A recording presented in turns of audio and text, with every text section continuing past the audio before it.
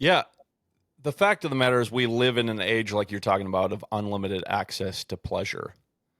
The interesting thing that I think is so crucially important to understand, and Dr. Lemke calls this out in her book, and if you listen to any of her podcasts, she's talking about this constantly. She believes that the greatest breakthrough that neuroscience has made in the past few centuries is the understanding that pain and pleasure exist in the same part of the brain.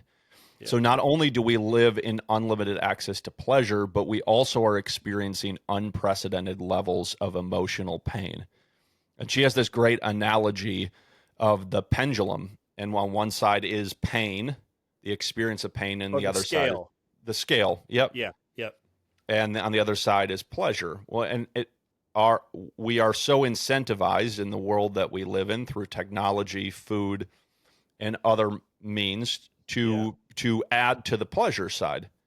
But as you add weight to the pleasure side, it necessitates, in order to remain in a baseline state, that your brain increases the pain, the experience of pain, in order to get back to baseline, Yep. right?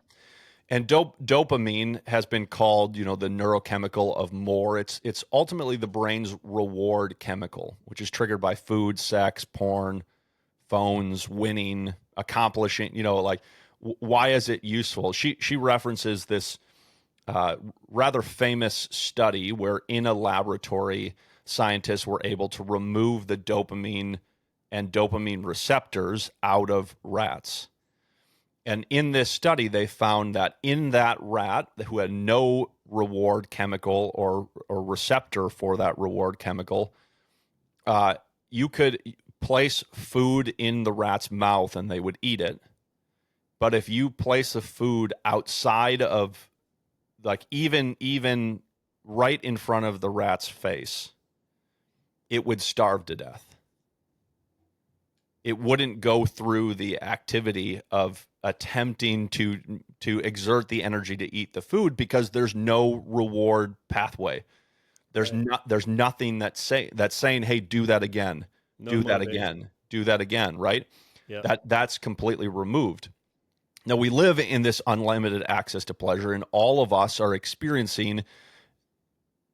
I think it's sufficient to say all of us are experiencing haywire dopamine or overproduction of dopamine, more pleasure than we were designed to take in, Right. which requires or necessitates, in this scale analogy, that we experience dopamine downregulation. What does that mean? Well, our neurons stop putting so many receptors for dopamine, and the other side of the neuron that's sending the dopamine is downregulating the production of dopamine, so we get less of it.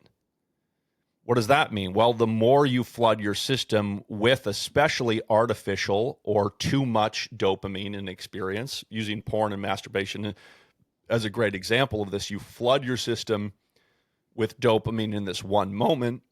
Well, then there's less dopamine to be able to give you the experience of pleasure, fulfillment, and the rest of your life. This is why so many guys experience life, and they don't even realize it, but life is pretty gray outside of those moments, which is why Yep. they go back to it. And why guys that start to cycle off of it, off of the craving for pornography, start to experience life in color again. You're actually getting the reward you were designed to have in real life. And it can be such an incredibly rewarding and frankly addicting uh, experience in its own right, that I want to live more of life now because it is really rewarding and it is a lot of fun to do normal things that previously were arduous and difficult and felt nearly impossible to choose. And the reality is that as you flood your system, the less joy you feel over time.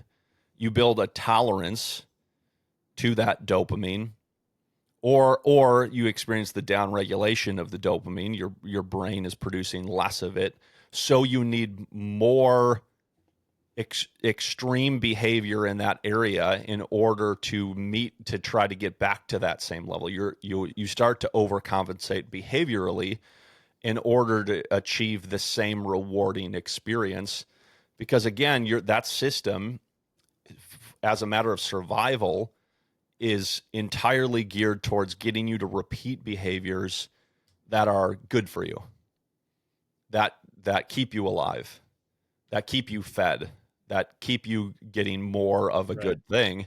Uh, the reality is, and this is directly from Dr. Lemke, she says the pleasure we feel from drugs and behaviors diminishes with repetition, and the pain of not having them increases.